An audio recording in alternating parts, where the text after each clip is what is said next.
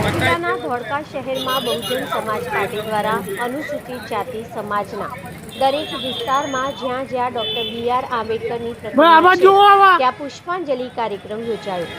સંવિધાન ગૌરવ દિવસની ઉજવણીના અનુસંધાને સંવિધાન નિર્માતા ડોક્ટર બી.આર. આંબેડકરના જીવનમાં અનેક ચડાવ ઉતાર આવેલ ભારતનું સંવિધાન લખવામાં ડોક્ટર બી.આર. આંબેડકરજીએ 2 વર્ષ 11 મહિના અને 18 દિવસ પૂરા રાત દિવસ કામ કર્યું. આખરે 26 નવેમ્બર 1949ના રોજ ડોક્ટર બી.આર. આંબેડકર બંધારણ સભાના અધ્યક્ષના હાથમાં પોતે લખેલ બંધારણ સુપ્રત કર્યું અને ત્યારબાદ ભારતીય લોકસભામાં તેમજ તારીખ 26 જાન્યુઆરી 1950ના દિવસે ભારત દેશમાં બંધારણનો અમલ કરવામાં આવ્યો.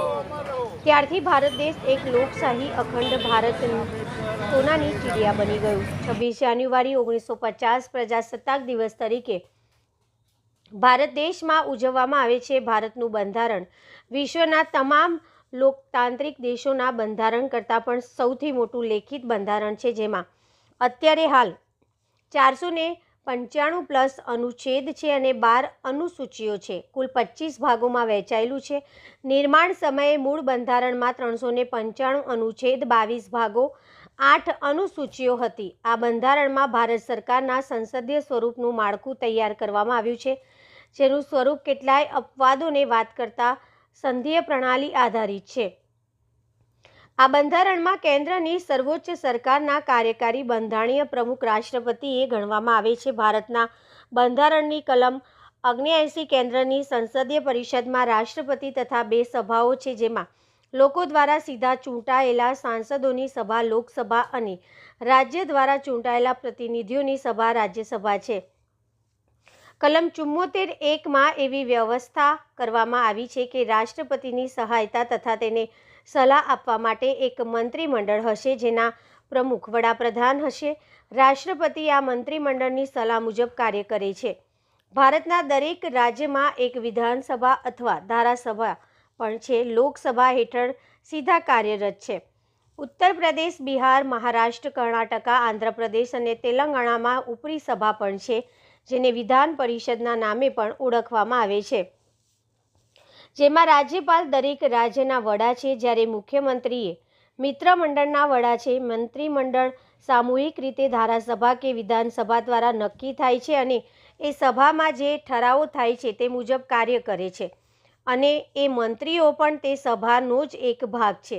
સભાની બેઠકમાં અધ્યક્ષ અલગથી નીમવામાં આવે છે, જેથી જવાબદારી વિધાનસભાની બેઠકનું સંચાલન કરવાની છે અને તે કોઈ કારણોસર કોઈ પણ ધારાસભ્યને ચોક્કસ સમય સુધી વિધાનસભા ધારાસભાની બેઠકમાં પ્રતિબંધિત પણ કરી શકે છે. આમ બંધારણમાં સંસદ સભ્યો અને ધારાસભ્યના અધિકારોનું વર્ણન પણ કરવામાં આવ્યું છે. કેન્દ્ર શાસિત પ્રદેશોને સીધા કેન્દ્ર સરકાર હેઠળ કેન્દ્રના નિર્દેશ અનુસાર કાર્ય કરવું પડે છે. આમ ભારતીય સંવિધાનનો પરિચય આપવામાં આવેલો છે. આજરોજ કલીકુંડ પાર્શ્વનાથ હોસ્પિટલ આગળ બાબા સાહેબની પ્રતિમા આગળ બહુજન સમાજ પાર્ટીના અધ્યક્ષ તથા કાર્યકર્તાઓ દ્વારા ડોક્ટર બી.આર. આંબેડકરના બંધારણનો પરિચય તેમજ બાબા સાહેબના વિચારોને પ્રસ્થાપિત કરતા અમારી ચેનલ મારફતે સમગ્ર ભારત દેશને પ્રજાને સંવિધાન દિવસની શુભેચ્છા પાઠવવામાં આવેલ. આ પ્રસંગે બહુજન સમાજ પાર્ટીના યુવા એડવોકેટ અને અધ્યક્ષ પ્રવીણભાઈ ઝીણિય, જિગ્નેશ સિંગોડ, મિલન ગૌતમ, નરેશભાઈ પરમાર તથા હોદ્દેદારો અને સભ્યગણ ઉપસ્થિત રહ્યા. મેનેજિંગ તંત્રી મહેશ સોનારા. ભારતીય બંધારણના 75 વર્ષ પૂરા થયા છે, ત્યારે ડોક્ટર બી.આર. આંબેડકર સર્કલ, કલીકુંડ, ધોળકા આજ દેશના ભારત રત્ન એવા ડોક્ટર બી.આર. આંબેડકરને પુષ્પાંજલિ કાર્યક્રમ યોજવામાં આવે છે અને બહુજન સમાજ પાર્ટી તરફથી અહીંયા જે ઉપસ્થિત આગેવાનો છે તેઓ આજના વિશે બાબા સાહેબ વિશે થોડો પરિચય આપશો. જય ભીમ, જય સંવિધાન, જય ભારત. આજરોજ ડોક્ટર બાબા સાહેબ આંબેડકરે બનાવેલ બંધારણના 75 વર્ષ આપણે પૂરા કરીએ છીએ. બહુજન સમાજ પાર્ટી ધોળકા વિધાનસભા દ્વારા ડોક્ટર બાબા સાહેબ આંબેડકરને શ્રદ્ધાંજલિ પાઠવે છે. ડોક્ટર બાબા સાહેબ આંબેડકર એટલે એક એવી હસ્તી છે કે જેમણે આખા વિશ્વની અંદર ભારતનું સૌથી મોટામાં મોટું બંધારણ ઘડ્યું છે અને આ બંધારણની અંદર દેશના દરેકે દરેક નાગરિક જેમાં એસસી એસટી ઓબીસી તમામને સંપૂર્ણ કે પોતાના હક અને અધિકારો આપ્યા છે અને આ હક અધિકારો અન્વયે આપણો દેશ ચાલે છે. ડોક્ટર બાબા સાહેબ આંબેડકર સ્થાપના પણ મોટો ભાગ ભજવ્યો છે.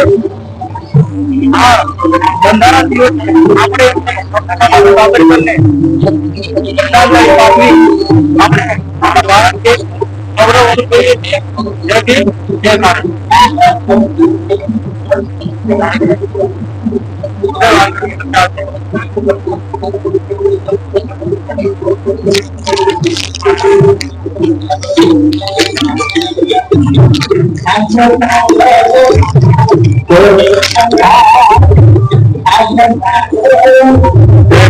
જય ભારત, જય સંવિધાન.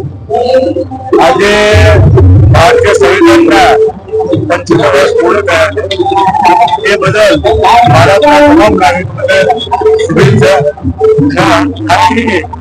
જે ભારતીય સંવિધાન છે એ વિશ્વનું સૌથી સુંદર સંવિધાન છે.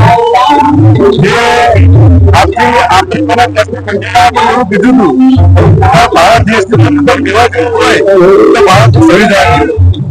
આજે અમને ગર્વ થાય છે કે ભારતનું આટલું સુંદર સંવિધાન ડોક્ટર બાબા સાહેબ આંબેડકરે જે સંપૂર્ણ ભારતને આપ્યું છે એ બધું અમને ગર્વ મહેસૂસ કરીએ છીએ. તથા આવનાર સમયની અંદર ભારત દેશ સોનાની ચિંતા બને એવું અમને આશા છે. ભારત દેશ